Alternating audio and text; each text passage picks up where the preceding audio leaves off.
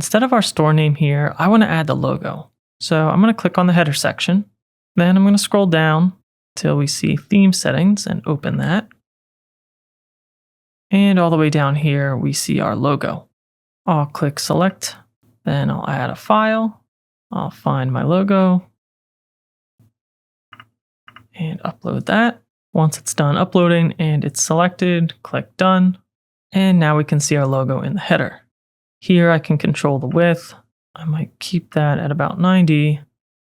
And I can shrink this vertical offset a little bit. We also have a control here for the vertical offset. But if this header is a bit taller than you'd like, you might have to go in and edit your logo.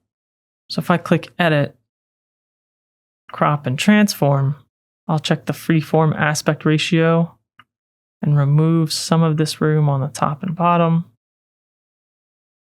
Be like so, and click apply, save, and exit here. Now we can see that header is a little bit thinner. If we come back over in the left and scroll up, we have a few other settings. We could change the logo position to the center or anywhere else that we choose. I kind of like middle center for this site.